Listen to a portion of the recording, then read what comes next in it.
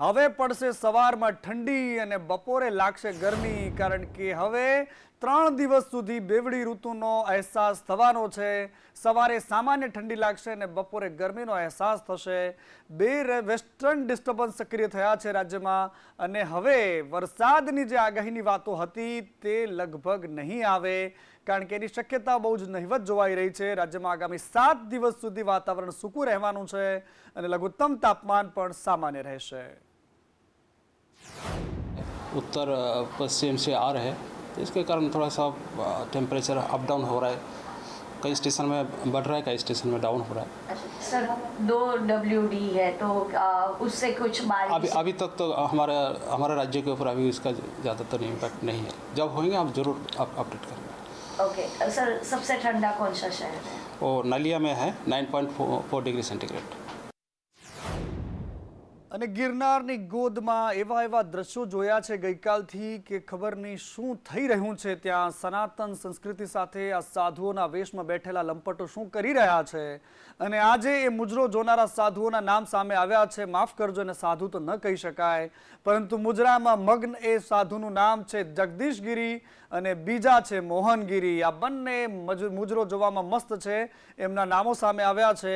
આ બંને સાધુ હાલ પ્રયાગરાજમાં છે અને બીજી બાજુ એક સાધુ જે દારૂ પીધેલી હાલતમાં હતા એ સાધુની પણ ઓળખ થઈ છે। પોલીસ જેને લઈને જતી હતી એનું નામ વિદ્યાનંદ સરસ્વતી છે। ખબર નહીં એમના નામ સાથે એમના ગુણ ક્યારે મેચ થશે, પરંતુ વિડીયો વાયરલ થયો અને ત્યારબાદ આખે રાજ્યમાં આ એ જ ચર્ચા છે કે આ કેવા સાધુ છે, શું ચાલી રહ્યું છે આપણા ગરવા ગિરનારની ગોદમાં। આ તરફ અમરેલી લેટરકાંડ મુદ્દે ગાંધીનગરમાં આરોપી મનીષ વઘાસિયા સહિતના 3 આરોપીઓ આજે જામીન પર છૂટ્યા બાદ ડીજીપીને મળવા પહોંચ્યા હતા। લેટરકાંડના આરોપીઓ છે મનીષ વઘાસિયા, ફોટા સહિતના પુરાવાઓ સાથે તેઓ પહોંચ્યા હતા અને તમામ લોકોની ઓળખ પરેડ થાય તે માટે રજૂઆત કરી છે। આ પ્રકારની વાત તેમણે ડીજીપી નિર્લિપ્ત રાયને કરી છે। એસએમસીના વડા ત્યાં એમની સાથે પણ એમણે ચર્ચા કરી છે અને મનીષ વઘાસિયાએ નિવેદન આપતા કહ્યું છે કે અમારી જેમ તમામ લોકોની ઓળખ પરેડ થવી જોઈએ। જે આ લોકો કરાવવાવાળા છે એ આ સરઘસમાં એના માણસો સાથે સામેલ જ છે। ફરિયાદીને પણ ધમકાવી અને ફરિયાદ કરાવેલી છે, પ્રેશર આપીને ફરિયાદી પાસે ફરિયાદ કરાવેલી છે અને અમને એસપી સાહેબની રૂમમાં જ એમની એલસીબી ઓફિસ છે, એસપી સાહેબની રૂમમાં નહીં પણ એસપી સાહેબ એલસીબી ઓફિસે 29 તારીખે અમારે 1 દિવસના રિમાન્ડ મંજૂર થયા પછી સાંજના 6 થી રાતના 11 વાગ્યા સુધી ત્યાં હાજર હતા। અને જૂનાગઢમાં ચૂંટણી આવી રહી છે, ભાજપમાં પણ અસંતોષની લાગણી છે। ભાજપના પૂર્વ કોર્પોરેટરે અપક્ષમાંથી ફોર્મ ભરી દીધું છે। આવી ઘટનાઓ હવે તમને સામાન્ય લાગવા માંડશે, કારણ કે આ ચૂંટણીની મોસમ છે અને એમાં જ્યાં ટિકિટ ન મળે તો આ પ્રકારે નેતાઓ બીજી પાર્ટીમાં જવું અથવા તો અપક્ષમાંથી ફોર્મ ભરવું હવે સામાન્ય લાગશે। હિતેશ ઉદાણીએ પણ અપક્ષમાંથી ફોર્મ ભર્યું છે। ઉદાણી 3 ટર્મથી ભાજપના કોર્પોરેટર હતા। આવતીકાલે ફોર્મ ભરવાનો અંતિમ દિવસ છે અને કોંગ્રેસે આ વખતે મતભેદોને ડામવા માટે એક નવી રણનીતિ જાહેર કરી છે। જૂનાગઢ પૂરતી ફોન કરીને ઉમેદવારોને જાણ કરી છે। વોર્ડ નંબર 7 અને 12ના કોંગ્રેસના 2 ઉમેદવારોએ ફોર્મ ભરી દીધા છે। વોર્ડ નંબર 7માંથી આરતી ભલાણીએ ફોર્મ ભર્યું છે। વોર્ડ નંબર 12માંથી અમિત ભલાણીએ ઉમેદવારી કરી છે। મારી પેનલમાં છે પણ એ બધા ઉપરથી આદેશ પ્રમાણે એ બધા પોતપોતાનું ફોર્મ રજૂ કરી દેશે। તમે ફોર્મ ભરવાની સૂચના આપી દીધી? હા, મને આપી દીધી છે, એટલે મેં રજૂ કરી દીધું છે। તમને કેવી રીતે સૂચના મળી? મને ફોનથી મળેલી છે ને રૂબરૂ। કોંગ્રેસ ઉમેદવારમાંથી લડું છું, વોર્ડ નંબર 7 છે। શું ફોર્મ ભરી દીધું તમે આજે? ફોર્મ ભરી દીધું છે આજે। તમારી પેનલમાં કેટલા લોકો છે અને અમારી પેનલમાં 4 લોકો છે। ક્યારે ભરશે? એને જેમ નામ બહાર પર એમ પાછા ભરશે। તો આ તરફ ગાંધીનગરમાં પણ ભાજપ અને કોંગ્રેસ આમને સામને છે। કોંગ્રેસનો આરોપ છે કે ભાજપ અમારા નેતાઓને તોડવાના પ્રયાસો કરી રહી છે। સ્થાનિક સ્વરાજની ચૂંટણીએ અમારો સંપર્ક થઈ રહ્યો છે, અમે ભાજપના કોઈ જ લોભ લાલચમાં નથી આવવા માંગતા, અમે તાલુકા પંચાયત ફરીથી મેળવીશું। આ પ્રકારની વાતો કોંગ્રેસના નેતાઓ ગાંધીનગરથી કરી રહ્યા છે। જે રણનીતિ છે એ રીતે જે ભાજપને બધાને ટિકિટ આપવાનું વચન આપી અને છેલ્લે જે આયાતી ઉમેદવારોને ટિકિટ આપી ક્યાંક ને ક્યાંક જોરદાર ઉતરતો ચરુ છે। એટલે આપ સૌ તો જાણો જ છો કે ભાજપની રણનીતિ શું છે અને ક્યાંક ને ક્યાંક એમની જે એકદમ ખરાબ નીતિથી લોકો આ તાલુકામાં આજે પણ ત્રાસી રહ્યા છે. તાલુકા પંચાયત આ વખતે ખૂબ સારી, ગઈ વખતે 18 બેઠકો 28માંથી જીત્યા હતા. આ વખતે પણ અમે એનાથી પણ વધુ સારી રીતે અને વધુ સીટો જીતવાના છીએ. ભારતીય જનતા પાર્ટીની અંદર કોંગ્રેસના નેતાઓ હોય, કાર્યકર્તાઓ હોય, મતદાતાઓ હોય જોડાઈ રહ્યા છે. ત્યારે કોંગ્રેસના ગાંધીનગરના નેતાઓ એવી હાસ્યાસ્પદ વાતો કરીને આત્મસંતોષ મેળવતા હોય એવું આ નિવેદન પરથી લાગી રહ્યું. અમરેલી જિલ્લામાં 4 નગરપાલિકાની ચૂંટણી છે, ત્યારે કોંગ્રેસના ઉમેદવાર રમેશ જાણીએ મામલતદાર કચેરીએ પહોંચીને ઉમેદવારી નોંધાવી. આ તબક્કે જિલ્લા કોંગ્રેસ પ્રમુખ અને પૂર્વ ધારાસભ્ય પ્રતાપ દુધાતે પાલિકાની ચૂંટણીમાં કોંગ્રેસને ખૂબ સારી સફળતા મળશે તેવી આશા વ્યક્ત કરી. ઇલેક્શન કોઈ ભાજપ કોંગ્રેસ કરતા 3 નંબરના વોર્ડમાં સેવા કોણ કરી શકે એનું ઇલેક્શન રહેવાનું છે. અને ઇલેક્શન 100% રમેશભાઈ તરફેણ માહોલ બનવાનો છે. એટલા માટે આજે ફોર્મ ભરવામાં મોટી સંખ્યામાં 18 વર્ણના આગેવાનો હાજર રહ્યા છે. અને આવનાર દિવસોમાં જિલ્લાનો સૌથી મોટો જંગ 3 નંબરના વોર્ડમાં થશે. અમરેલીમાં તો એમ પણ જંગ ચાલી જ રહ્યો છે, પરંતુ અમદાવાદની વાત કરીએ તો અમદાવાદમાં પણ પેટા ચૂંટણી લઈને કોંગ્રેસે ફોર્મ ભર્યું છે. ઘાટલોડિયામાં કોંગ્રેસના ઉમેદવાર કનુ પટેલે ફોર્મ ભર્યું. શહેર પ્રમુખ અને સમર્થકોને સાથે રાખીને ફોર્મ ભર્યું છે. કોંગ્રેસ નેતૃત્વે હાઈકમાન્ડે જે મારા પર પસંદગી ઉતારી છે એમાં હું ખરો ઉતરીશ એટલો મને પૂરેપૂરો વિશ્વાસ છે. મુશ્કેલ તો આમ જોવા જઈએ તો કોઈ કામ હોતું જ નથી મુશ્કેલ. તમારે મહેનત કરવી પડે, લોકોનો વિશ્વાસ જીતવો પડે અને તમારે સતત સંપર્કમાં રહેવું પડે. અને દેવભૂમિ દ્વારકાના ટાપુઓમાં પોલીસે મેગા ઓપરેશન હાથ ધર્યું છે. જામનગર દ્વારકાના 42 ટાપુઓમાં પોલીસે મેગા ડ્રાઈવ કરી. આ પહેલા દબાણ હટાવવામાં આવ્યા અને ત્યારબાદ હવે પોલીસ ડ્રાઈવ કરી રહી છે. આ ટાપુઓ પર હવે વ્યક્તિઓની તપાસ થઈ રહી છે. કોઈ વ્યક્તિ પ્રવેશ કરે છે એને લઈને પણ તપાસ થઈ રહી છે. નિર્જન ટાપુઓ છે અને પિરોટન સહિતના 7 ટાપુઓ પર ગેરકાયદેસર બાંધકામ હતા, જેને થોડા દિવસ પહેલા જ તોડવામાં આવ્યા છે. પરંતુ પોલીસનો દાવો હતો કે અહીંયા કેટલીક ગેરકાયદેસર પ્રવૃત્તિઓ, દેશ વિરોધી પ્રવૃત્તિઓ પણ પનપતી હોય તેવું એમને લાગતું હતું. અને એટલા જ માટે આજે પોલીસે પ્રેસ કોન્ફરન્સ કરીને તમામ માહિતી આપી છે. જામનગર અને દેવભૂમિ દ્વારકાના જે દરિયાકાંઠા વિસ્તારમાં 42 જેટલા ટાપુ આવે છે ને ટાપુ ઉપર છેલ્લા કેટલા ટાઈમથી તમામ પ્રકારના જે ગેરકાયદેસર દબાણો હતા એ દૂર કરવામાં આવેલા હતા. દરિયાઈ અને કોસ્ટલ સુરક્ષા અને નેશનલ સુરક્ષાના ધ્યાને રાખી આજે બંને જિલ્લાઓમાં જિલ્લાની તમામ ટીમો એસઓજી સાથે સંકલન રાખી અને એક મેગા ચેકિંગ ઝુંબેશ આઇલેન્ડ ઉપર રાખવામાં આવેલ હતી. અને આ તરફ અમદાવાદના ઓઢવમાં રાજકીય આક્ષેપો વચ્ચે ઓઢવમાં થયેલા દબાણોના મુદ્દે એક નવો વળાંક સામે આવ્યો. દબાણો દૂર કરવા માટે સ્થાનિક કક્ષાએથી જ રજૂઆત થઈ હોવાની વાત સામે આવી છે. દબાણો દૂર કરવા માટે લેખિતમાં રજૂઆત કરાઈ હતી અને લેખિત રજૂઆતનો પત્ર સોશિયલ મીડિયામાં વાયરલ થઈ રહ્યો છે. કારણ કે આ દબાણ હટાવવાની પ્રોસેસ બાદ રાજનીતિ જબરદસ્ત ગરમ છે. કોંગ્રેસ અને એની સાથે સાથે શંકરસિંહ વાઘેલા, આમ આદમી પાર્ટી, તમામ નેતાઓ ત્યાં પહોંચ્યા હતા અને આ પીડિત લોકો છે જેમના ઘર તૂટ્યા છે એમની વ્યથા સાંભળી હતી. પરંતુ રાજકોટ મહાનગરપાલિકા આ વખતે બજેટમાં કરાયેલા સૂચિત વધારાની સામે નાગરિકોમાં ગુસ્સો છે.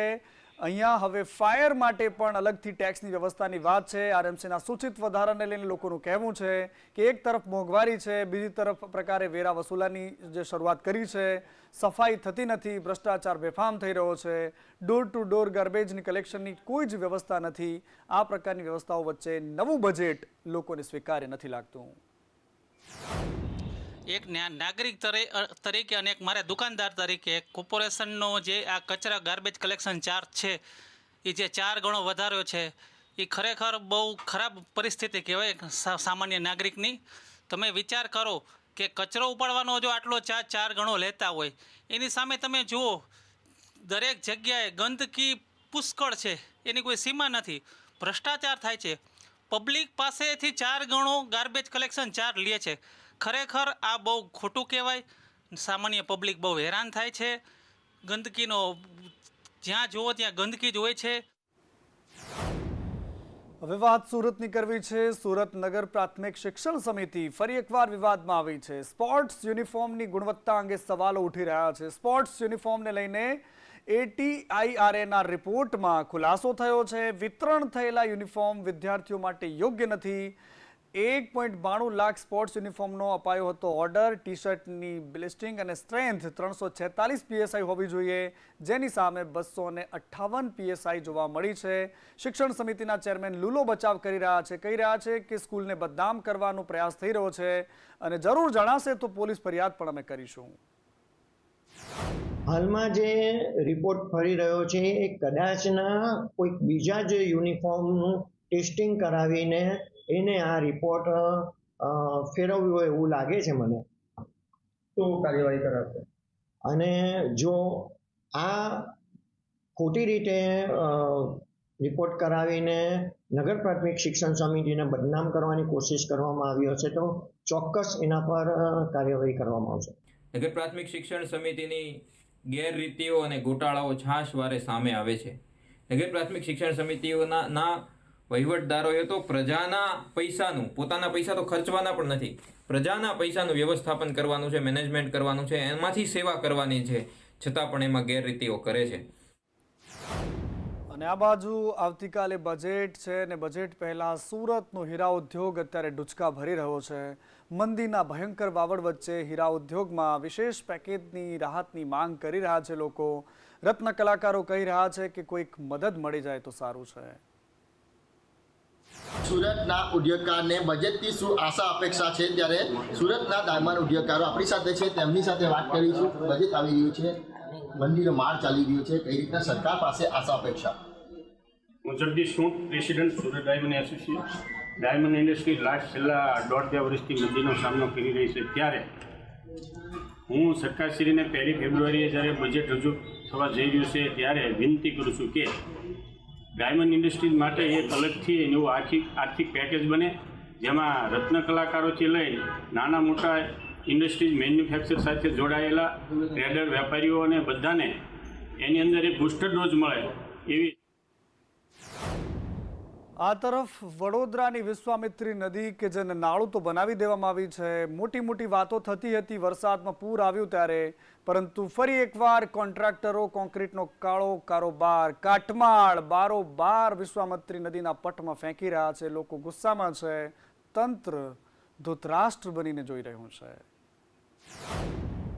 સામાન્ય માણસ જો કદાચ કચરો ઠાલવે તો તેની સામે કાયદેસરની કાર્યવાહી થતી હોય છે, દંડની જોગવાઈ પ્રમાણે દંડ પણ વસૂલવામાં આવતો હોય છે. પરંતુ આટલી મોટું SSG હોસ્પિટલનું જે સ્ટ્રક્ચર જે બની રહ્યું છે, આ કંઈક ને કંઈક લાગી રહ્યું છે કે આની અંદર કોન્ટ્રાક્ટરો જોડે સાઠગાંઠ હોય તેમ લાગી રહ્યું છે. આ તરફ છોટાઉદેપુરના પૌરાણિક મંદિરને બચાવવા માટે લોકો મેદાને ઉતર્યા છે. ગ્રામજનોએ સંખેડા બંધ રાખીને વિરોધ નોંધાવ્યો. ભેખડ દસે તો મંદિર સીધું અંદર પડી જશે અને સંરક્ષણ દિવાલની માંગણી નહીં સંતોષાતા આજે વિરોધ પ્રદર્શન કરવામાં આવ્યું છે. પૌરાણિક મંદિર છે અર્જુનનાથ મહાદેવ મંદિરને બચાવવા માટે લોકો અપીલ કરી રહ્યા છે. મંદિર અમારે પૂર આવ્યું હતું, નદીમાં પાણી આવ્યું હતું તો 2 વર્ષથી મંદિર પાછળ નકુરેશ્વર મહાદેવ પાણીમાં ધરાશાયી થઈ ગયું હતું. તે પછી અમારે આગળ અર્જુનનાથ મહાદેવ મંદિર છે એ અત્યારે ધરાશાયી થવાની તૈયારીમાં જ છે. અમે 2 વર્ષથી માગણી કરેલી હતી કે મંદિરની સંરક્ષણ દિવાલ બનાવીએ, પણ 2 વર્ષથી હજુ એ દિવાલનું કશું નિરાકરણ આવ્યું નથી. તેથી અમારે આ જે સંખેડા બંધનું એલાન આપવામાં આવ્યું છે અને સજ્જડ બંધ રહેશે. ફરી એક વખત સરકારી ભરતીમાં ભ્રષ્ટાચારની વાત સાથે યુવરાજસિંહ આક્ષેપ લગાવ્યા છે. ધરમપુરની બિલપુડીની વન સેવા કોલેજની ભરતીમાં ગેરરીતિ થયાની વાત કરી છે. સિનિયર ક્લાર્કની ભરતીમાં જયદીપસિંહ પરમાર સામે સવાલો ઉઠાવ્યા. પૂર્વ કોર્પોરેટર છે રાજેન્દ્રસિંહ પરમારના તેઓ દીકરા છે જયદીપસિંહ. આન્સર કીમાં ખોટા જવાબો પણ સાચા બતાવ્યા હતા.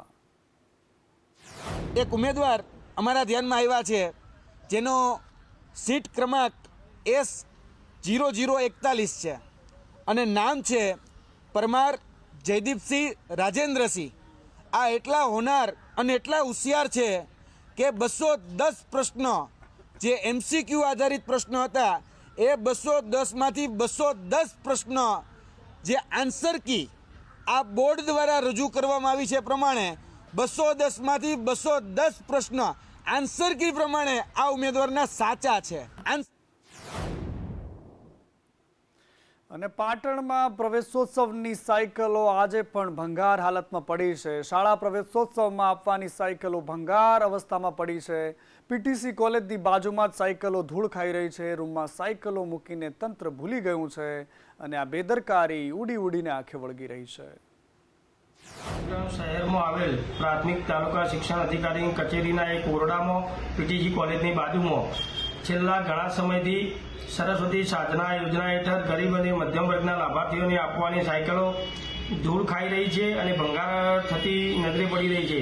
તો પાટણનું વહીવટી તંત્ર જાગે અને આવી સાયકલો જ્યાં જ્યાં પડી છે ત્યાંથી એકત્ર કરી અને ગરીબ અને મધ્યમ વિદ્યાર્થીના લાભાર્થીઓને પહોંચાડે. તેમજ આટલી મોટી સંખ્યામાં જો સાયકલો ભંગાર હાલતમાં જેના દ્વારા કરવામાં આવ્યું હોય તેની યોગ્ય તપાસ થવી જોઈએ અને કસૂરવાર સામે કાયદેસરની. વિદેશી પક્ષીઓ પણ અહીંની ધરતીના મહેમાન બની રહ્યા છે. શિયાળો શરૂ થતાની સાથે જ આયાવાર પક્ષીઓનું ગીર સોમનાથમાં વિશાળ સમુદ્રકાંઠા પરના બંધારાઓ પર આગમન થાય છે. દર વર્ષની જેમ આ વર્ષે પણ મોટી સંખ્યામાં વિદેશી પક્ષીઓનો આ સમય શરૂ થયો છે. શિયાળો ગાળવા માટે અહીંયા પહોંચી રહ્યા છે. શું નયનરમ્ય નજારો છે. ખાસ કરીને વડોદરા ઝાલા, સોડવ અને બરડા બંધારો આ પક્ષીઓના કલબલાટથી ગુંજી ઉઠ્યો છે. અનેક પ્રજાતિઓના પક્ષીઓ અહીંયા આવી પહોંચતા ગીર સોમનાથના પક્ષી પ્રેમીઓ રોમાંચિત થઈ ઉઠ્યા છે. વિદેશી પક્ષીઓમાં પેલિંગન અને ફ્લેમિંગોની સાથે કુંજ, કોમન ક્રૂ અને સોલાવર સહિતના અલગ અલગ પ્રજાતિના પક્ષીઓ આકર્ષણનું કેન્દ્ર બન્યા છે. વન વિભાગ દ્વારા વિદેશી મહેમાન એવા પક્ષીઓના સ્વાસ્થ્ય તેમજ શિકારી પ્રવૃત્તિ ન થાય તે માટે ટ્રેકર્સ સહિતની ટીમ પણ તૈનાત કરી દેવામાં આવી છે.